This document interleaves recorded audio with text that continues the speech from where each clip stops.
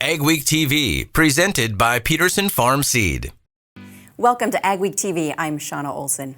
No-till farms are few and far between in eastern North Dakota, but some experts say it can increase profits and improve soil health. One family operation has decided to go all in.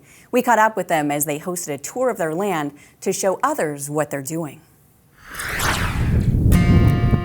Well, a lot of our fields, this is year one.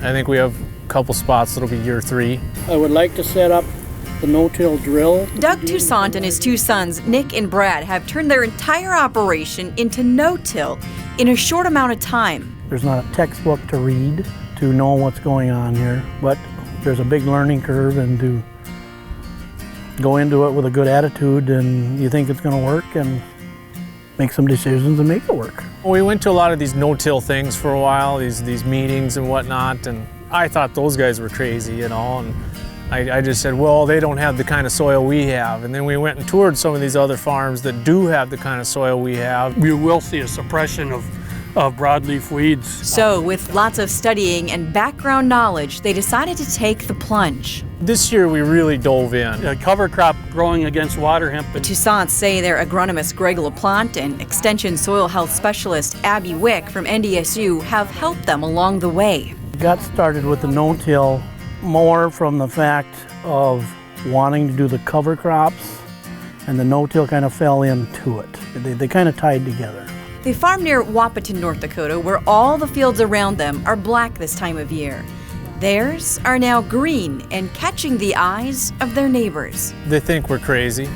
I think they're watching pretty close, kind of waiting to point the finger and say, I told you so. I don't know, I think we give it 5 years and see what happens. We did hit this with a harrow. One field in particular, after harvest, really stands out. just to get an even trash spread. We had wheat planted here this spring, and after harvest we followed it with a heavy drag to get all the volunteer wheat germinated.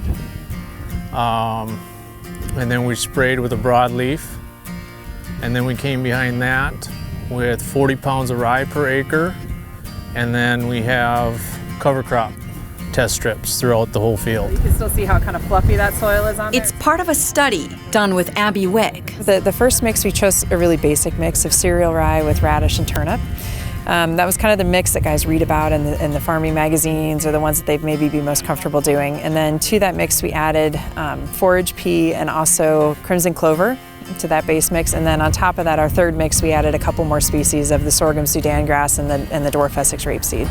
The main thing we're looking to do with the radish and turnip is to try to punch large holes in the soil to get some better drainage, because we know in the valley the drainage is an issue. But we also, by adding in the crimson clover and then also the forage pea, we're building nitrogen as well. And so whatever that field goes into next year, we might see a nitrogen response in the crop. Yeah, I am going to use some moisture, but I'm going to store it. Toussaints aren't sure which crop they'll plant here next spring. They say most likely a row crop. They say it depends on what contracts they can work up. You're going to slice through this. Doug Toussaint also says he's already finding this practice is going to save on the pocketbook. Less nitrogen, fewer passes, less diesel fuel. My labor is down. My depreciation sheet can change. You know, I got 2 chisel plows, and I got a big disc, and I got two diggers, and I got a subsoiler.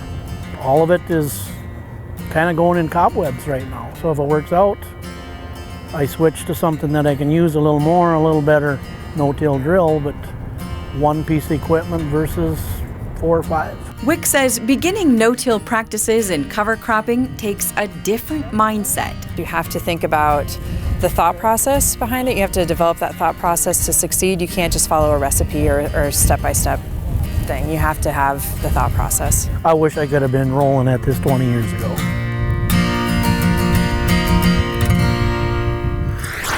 If you want more information on no-till and cover crops, you can contact Agweek at NDSU or your local extension office.